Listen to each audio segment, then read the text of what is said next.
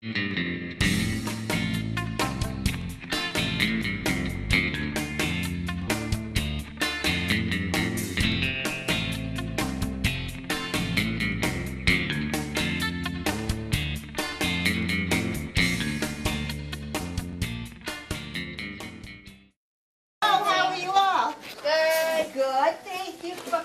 our celebration here at the Stoughton Public Library of Read Across America. I'm Barbara Pally. I'm one of our children's librarians. Let me introduce you to somebody else. We are very lucky. We have a second children's librarian now. This is Amy Dean. She's a children's librarian just like me now. Let's give her a welcome. Thank you. Okay? We have some special readers for you tonight because it's Read Across America celebrating Dr. Seuss's birthday. So our first reader, you almost ready? I'm ready. Okay, is our town's fire chief. This is Chief Mark Dolloff. Let's give him a hand. And now everybody put your listening ears on. Well, hello. Today's book is A Fly Went By. This is my favorite book of all time. I actually have an original copy from 1958. I know a lot of you weren't born then, but that was the year I was born. I'd say all of them. Well, there's a couple in the background that might have, you know. So 1958. And this book is written by Mike McClintock and illustrated by Fitz Siebel. Does anyone know what illustrated means? When you illustrate a book, what does it mean? Writings? No, that's the author. Pictures. The pictures, that's right. So the illustrator makes all the pictures. I sat by the lake, I looked at the sky, and as I looked, a fly went by. A fly went by. He said, "Oh dear." I saw him shake, and he shook with fear. And when I saw that fly go past, I asked him why he went so fast. I asked him why he shook with fear. I asked him why he said, "Oh dear." He said, "I must get out of here." The fly said, "Look, and you will see that frog is after me." The fly went past, the frog came fast. Everyone see the picture of the frog coming fast? I asked the frog, I asked him why. "Why do you want to get that fly?" The frog said, "Me? I want no fly, but I must hop, and this is why." That cat, he said, "Just look and see. That cat," he said, "is after me."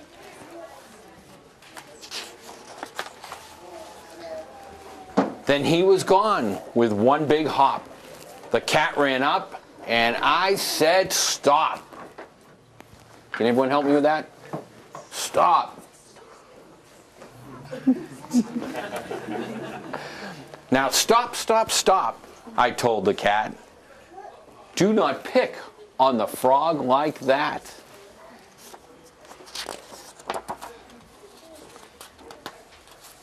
The cat said, "Look, I want no frog. I have to get away from..." Can anyone help me with this? Do you know what the next thing is? Dog. Everybody. Dog. Can we say it a little louder without interrupting? Okay, everyone. Dog. Very good.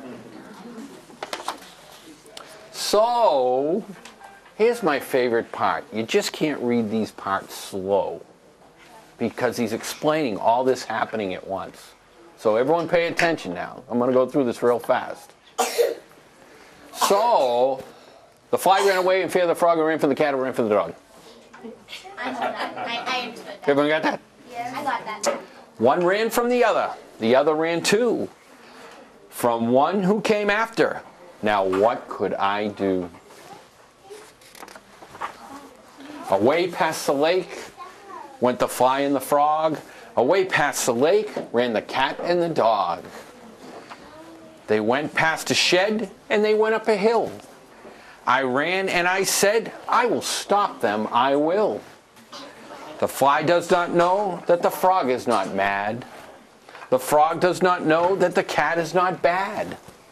The cat runs in fear of the dog, I can tell. If I can stop him, then all will be well.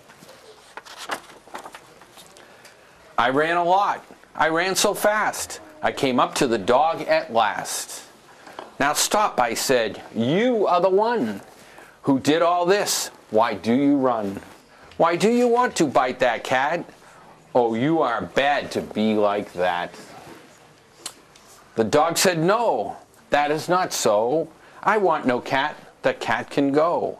I do not want to bite the cat. I run to get away from, everyone help me with this word. Everyone say, that. Come on, everybody. That. Very good. That pig. No one's going to help me with that pig? That pig.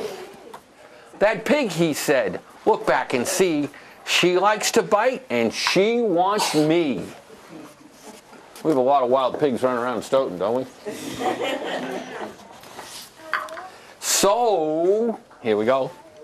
The fly ran away in fear of the frog, I ran for the cat, I ran from the dog. The dog ran away in fear of the pig. My she was mad, and was she big. I said to the pig, so you are the one in back of all this. Now why do you run? Now why should a pig bite a dog, I said.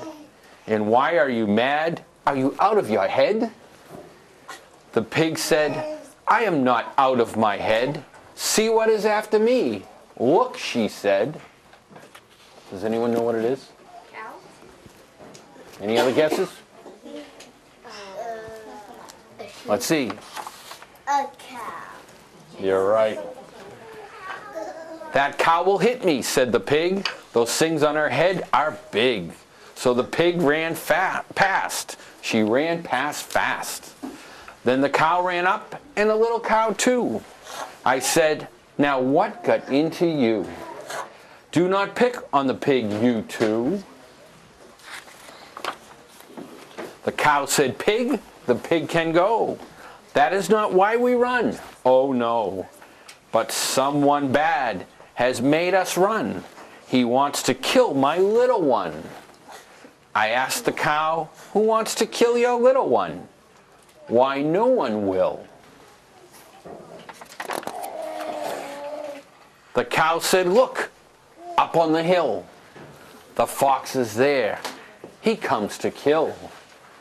The cow and little cow ran past. All full of fear, they ran past fast. So, here we go with the fast part again. The fly ran away in fear of the frog, I ran for the cat, I ran for the dog. The dog ran away from the pig, and now the pig ran away in fear of the cow. Everyone got that? And the cow put the fox. They came to the woods, and there was a tent. But they did not stop. In and out they all went. And last came the fox, so he was the one who made them all fear and made them all run. Yes, he was the one who was bad, I could tell. Yes, if I could stop him, then all would be well. I told the fox, oh, shame on you. Oh, shame, shame, shame for what you do. You want to kill the little cow. You stop or I will whip you now. The fox said, now what did I do? Why do you say, oh, shame on you? I tell you I would never kill that little cow. I never will.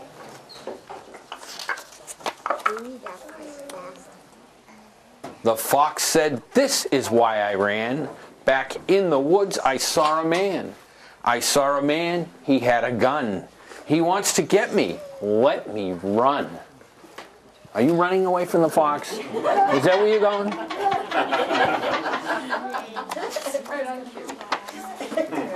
So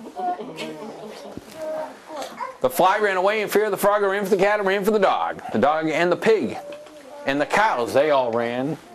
And then came the fox who ran from the man. They came to a house and went down the hall. And when they went out, there was a big wall. But that did not stop them. Oh, not at all. They ran and they ran. They came to a town. They went up one way and then they went down. They went up one way and then down another. They ran and they ran one after the other. They came to a bank, but they did not stop. They went in the bank with a jump and a hop. With a jump and a hop, they ran in and then they went out the back way and ran on again. I ran fast as I could run. I told the man, "You are the one in back of this. You are the one who wants the fox. Put down your gun." "Fox, fox?" The man said no. "I saw no fox, but I must go. For you should see, yes, you should see the thing that is now after me." You think it's a dinosaur? No. I didn't think so. "I did not see it," said the man.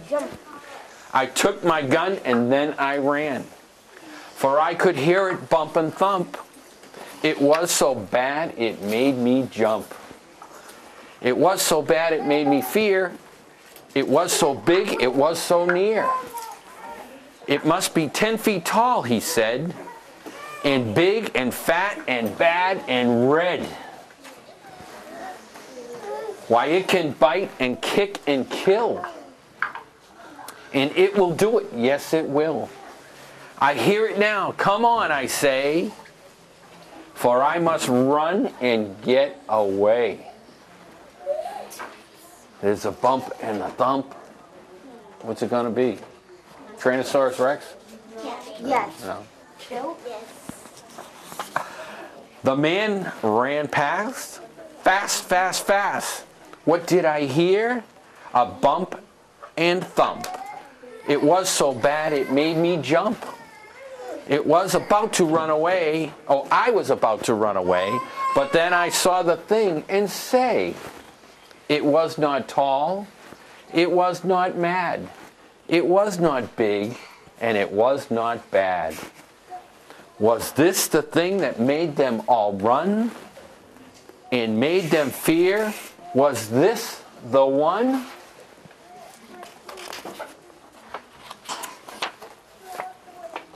It was a little sheep, so tame.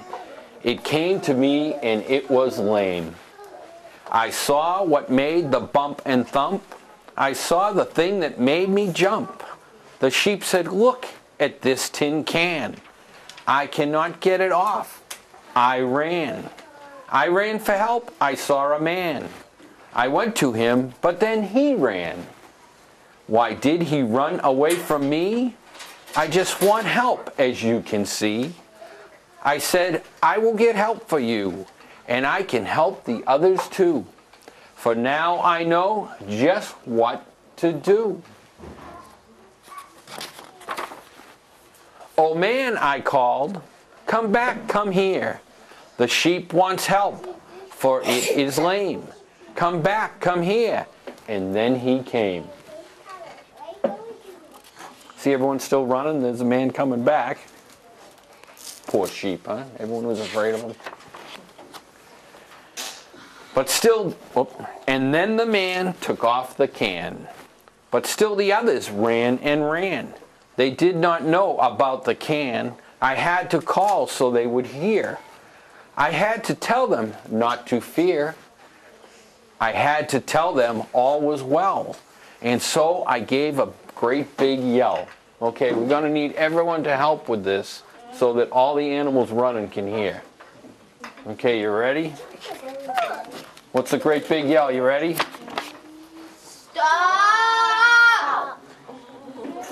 Let's try it one more time on the count of 3. 1, 2, 3. Stop! Very good. And now everyone on the other side of the library just stopped what they were doing. I said to them all, you must not run away. No one is after you. No one, I say. You all ran away, and now I know why. I sat by the lake, and there came a fly. The fly ran away in fear of the frog, who ran from the cat, who ran from the dog. The dog ran away in fear of the pig, who ran from the cow. She was so big. The cow ran away from the fox, who ran as fast as he could in fear of the man. And that man heard a thump, and away he ran. It was just a sheep with an old tin can. I looked at them all, and then I could tell. They all had no fear, and now all was well. Look at them all waving. They all went away. They all waved goodbye. So I sat by the lake, and I looked at the sky. He was pretending. That was the end. What do you think? You like Is it? everybody ready for the next reader? Are we ready? Are we ready? Are we set? Okay. Oh, boy. This is Deputy Police Chief Robert Devine, and he's going to read you... Oh, the places you'll go. Oh, let's give him a hand. All right. Thank you. Enthusiastically. Yeah. All right. I have a 6-year-old little girl. How many in here are 6?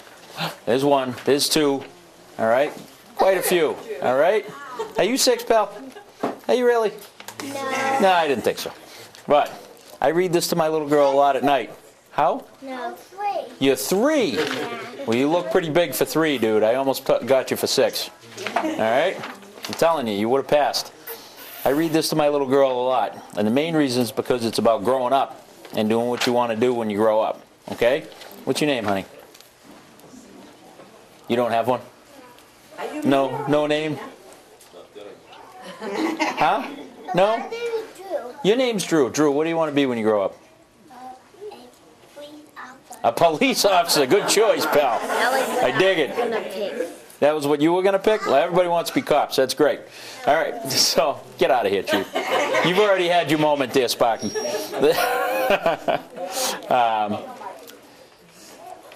This book is about growing up and being able to go different places and see different things and being able to do whatever you want to do when you get there, as long as you work hard enough, right?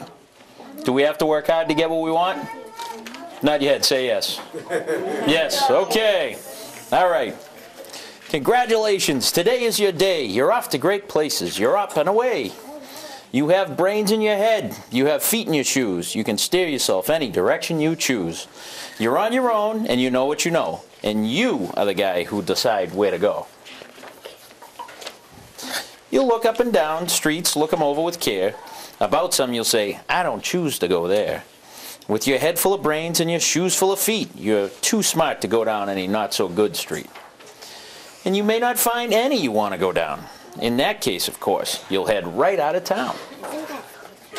Oh, the places you'll go! It's opener there in the wide open air. Out there things can happen, and frequently do, to people as brainy and footsy as you. And when things start to happen, don't worry, don't stew. Just go right along. You'll start happening too. Oh, the places you'll go. You'll be on your way. You'll be seeing great sights. You'll join the high flyers and soar to high heights. You won't lag behind because you'll have the speed. You'll pass the whole gang and you'll soon take the lead. Wherever you fly, you'll be the best of the best. Wherever you go, you'll top all the rest. Except when you don't. Because sometimes you won't. I'm sorry to say so, but sadly it's true that bang-ups and hang-ups will happen to you. You can get all hung up on a prickly perch, and your gang will fly on. You'll be left in a lurch. You'll come down from that lurch with an unpleasant bump. Everybody say bump. Bump. And the chances are then that you'll be in a slump. And when you're in a slump, you're not in for much fun. Unslumping yourself is not easily done. You'll come to a place where the streets are not marked, where the windows are lighted, but mostly they're dark. A place you could sprain both your elbow and chin. Do you dare stay out? Do you dare go in? How much can you lose? How much can you win? And if you go in, should you go left or right? Or go right and 3/4, or maybe not quite? Or go around back and forth, in from behind? Simple it's not, I'm afraid you will find, for a mind maker-upper to make up his mind. You can get so confused that you'll start to race down long wiggled roads at a breaknecking pace and grind on for miles across weirdish wild space. Headed, I fear, toward a most useless place. Anybody know where it is? No? The waiting place. For people just waiting. Waiting for a train to go, or a bus to come, or a plane to go, or the mail to come, or the rain to go, or a phone to ring, or the snow to snow, or waiting for a yes or no, or waiting for their hair to grow. Everyone's just waiting. Does that sound like fun? No. No. Waiting for the fish to bite, or waiting for wind to fly a kite, or waiting around for Friday night, or waiting perhaps for their Uncle Jake, or a pot to boil, or a bed to break, or a string of pearls, or a pair of pants, or a wig of curls, or another chance. Everyone's just waiting. No, that's not for you. Is that for you? No. Somehow you'll escape all that waiting and staying. You'll find the bright places where boom bands are playing. With banners flip-flapping once more you'll ride high. Ready for anything under the sky. Ready because you're that kind of guy. Oh, the places you'll go, there's fun to be done. There are points to be scored, there are games to be won. And the magical things you can do with that ball will make you the winningest winner of all. Fame, you'll be famous as famous can be, with the whole wide world watching you win on TV. Except when they don't. Because sometimes they won't. I'm afraid that sometimes you'll play lonely games too. Games you can't win because you'll play against you. All alone, whether you like it or not, alone will be something you'll be quite a lot. And when you're alone, there's a very good chance you'll meet things that scare you right out of your pants. You ever been scared out of your pants? I have. You'll meet things that scare you. I'm sorry. There is some down the road between hither and yon that can scare you so much you won't want to go on. But on you will go. Though the weather be foul, on you will go, though the enemies prowl. On you will go, though the hacking cracks howl. Onward up many a frightening creek, though your arms may get sore and your sneakers may leak. On and on you will hike, and I know you'll hike far and face up to your problems, whatever they are. You'll get mixed up, of course, as you already know. You'll get mixed up with many strange birds as you go. So be sure when you step with great care and great tact. And remember that life's a great balancing act. And never forget to be dexterous and deft. And never mess up your right foot with your left. And will you succeed? Yes, you will indeed. 98 3/4% guaranteed. Kid, you'll move mountains. So be your name Buxbaum or Bixby or Bray or Mordecai, Alley, Van Allen, O'Shea. You're off to great places. Today is your day. Your mountain is waiting. So get on your way. The end. How'd you like it? Good. Thanks for having me. Can we give him a round of applause again one more time? Thank you very much. You guys are awesome. Read, read, read. Okay? Have a good night.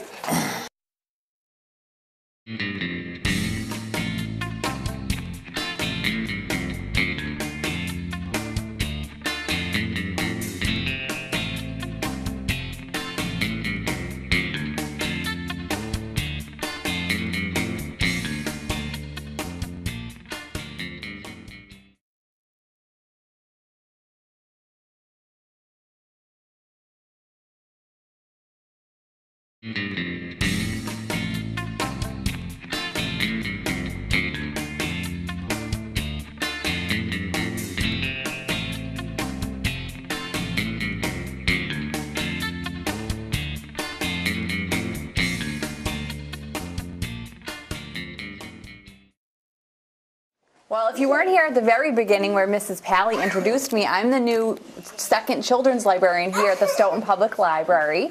And my name is Amy Dean, and you can call me Miss Amy. And tonight I'm going to read one of my favorite stories. Does anyone know who this is? Pete the cat. Pete the Cat, that's right. Who's read this story before, or one of the Pete the Cat stories? Oh, awesome. Mommy read that. She does? Yeah. Well, I'm going to need some help with this story. And also, I need some help identifying different colors. Do you guys know your colors? Yeah. You do? Okay. All right, so this is Pete the Cat. I love my, what color shoes? White shoes. White shoes. And this is by Eric Litwin, and the pictures are by James Dean. So let's see what happens. Pete the Cat, I love my white shoes. There he is. And what color is Pete the Cat? Blue. Blue. Have you ever seen a blue cat before? It's me blue. I thought it was a black. Oh. But it's very dark blue. It's a dark blue. Okay. Pete the Cat was walking down the street in his brand new white shoes. Pete loved his white shoes so much that he sang this song. Does anyone know the song? I do. All right, you want to do it with me? Ready? I love my white shoes. I love my white shoes. I love my white shoes. Good job, guys. What is he playing? A guitar. A guitar. Have you seen a cat play a guitar before? No? Oh no! Pete stepped in a large pile of strawberries. And strawberries are what color? Red. So, strawberries. And what color did they turn his shoes? Red. Did Pete cry? Goodness, no. He kept walking along and singing his song. And he says, everything is cool. Can we sing the song together? Except what color are we going to do this time? Red. Red. All right, ready? I love my red shoes. I love my red shoes. I love my red shoes. He's driving a car. He's driving a car. And what color is the car? Red. Red, just like his shoes. That was very good. The cat don't drive. Cats don't drive? Pete the Cat does. Oh no! Pete stepped in a large pile of Blueberries. blueberries. What color did it turn his shoes? Blue. Blue, that's right. I love it. Did Pete cry? Goodness, no. He kept walking along and singing his song, and he says, awesome. So what's the song gonna be this time? Blue. Blue, let's do it together. I love my blue shoes. I love my blue shoes. I love my blue shoes. And he's under what? What's he holding? He's under an umbrella that's blue. That's right. Everything's blue except for, who's that? A little bird. And a white space with the umbrella. That's right. Oh no, Pete stepped in a large puddle of mud. What color did it turn his shoes? Brown. That's right, his shoes are brown. Did Pete cry? Goodness, no. He kept walking along and singing his song. And he says, groovy. He's not upset at all, is he? Do you like when you step in mud? I don't, but Pete doesn't care. So what's the song going to be this time? Brown. All right, let's do it together. I love my brown shoes. I love my brown shoes. I love my brown shoes. And what's he drinking here? Coffee. Hot chocolate. Mom loves coffee or hot chocolate. That's right. Both of those are brown, right? Oh no, Pete stepped in a bucket of water. And all the brown and all the blue and all the red were washed away. What color were his shoes again? White. White. But they were wet. Did Pete cry? Goodness, no. He kept walking along and singing his song. And he says, rock and roll. I love my white. All right, so this time, we know his shoes are what color again? White, but they're also wet. I love my wet. So it's I love my wet shoes. So let's do that one together, okay? I love my wet shoes. I love my wet shoes. I love my wet shoes. And they go squeak, squeak, squeak. Can you guys make that sound? Squeak, squeak, squeak. The moral of Pete's story is, no matter what you step in, keep walking along and singing your song. What do you notice here? He has different color shoes. Well, what color are they? What's this one? Red. What about that one? Brown. That one? Blue. And white. I love blue. You love blue? Yeah. And Pete says, because it's all good. And that's the end of Pete the Cat. I love my white shoes. Give yourselves a hand. You guys did a great job helping me with that one. Well, now we have one more story, and we have a special guest tonight. We have Mrs. Peggy Sewcyk, who is our preschool coordinator here at the library and a library trustee. Can you give her a round of applause? I have it. Everybody here happy? Yeah. Don't smile. Don't laugh. Be mad. Because we have a very cranky bear. Oh, very cranky. This is by Nick Bland, the author, and I think he's also the illustrator. So let's see what's making this very angry bear angry or cranky. Ooh, I see some other animals. The jingle jangle jungle on a cold and rainy day, 4 little friends found a perfect place to play. Now I'm doing something that Dr. Seuss always does. What can you tell me about day and play? They what? Rhyme. They rhyme. Moose had marvelous antlers and lion a golden mane. Zebra had fantastic stripes and sheep, well, sheep was plain. None of them had noticed that someone else was there. Sleeping in that cave was a very cranky Bear. Rhymes with bear. Bear, roar! I want the cranky bear. Let's hear some roars. Roar! Roar! Roar! He gnashed his teeth and stomped his feet and chased them out the door. So the jingle jangle jungle on a cold and rainy day, 4 friends had nowhere warm to play. Wait a minute, said Zebra, as he scratched his furry chin. Maybe if we cheered him up, he'd let us come back in. If I did not have stripes, said Zebra, I'd be cranky too. We should give that bear some stripes. That's what we should do. How would you give a zebra stripes? By painting. Paint them? What else? Drawing. Drawing? You could. Stripes are silly, Moose complained, especially on a bear. My antlers always cheer me up. Let's give that bear a pair. So antlers, stripes, let's see what else. No, no, no, no, said Lion. Antlers are a bore. A golden mane like mine, he said, would cheer him up for sure. Who knows where the mane is? Where's the mane? Right around his head. Right around his face, right. And it's made out of what? Hair. Hair. So Zebra fetched a tin of mud and Lion some grass of gold. Moose got 2 big branches and sheep got cold.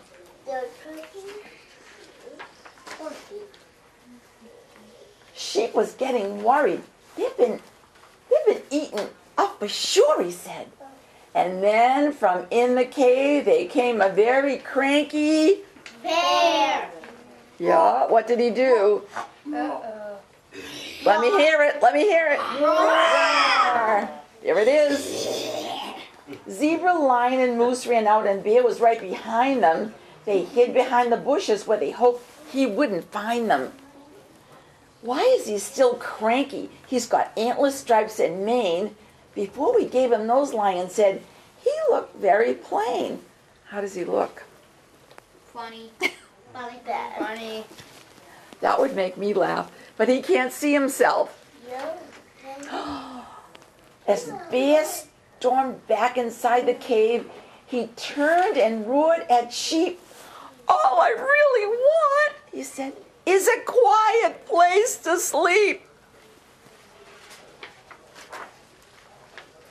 So we fetched a pair of clippers, and she clipped off all her wool. She stuffed it in a cotton bag until the bag was full. She tiptoed back inside the cave. Excuse me, Bear, she said, would you like a pillow for underneath your head? Well, thank you very much, said Bear, and soon he fell asleep. Maybe he was dreaming of a plain but thoughtful sleep. And what are the animals doing? Playing cards. Playing cards. Did he chase them out? Nope. Nope. Very content because now he had a pillow and they were quiet. I like that story. And that's the story of the very cranky bear. I'm going to give you a clap because you are all great listeners.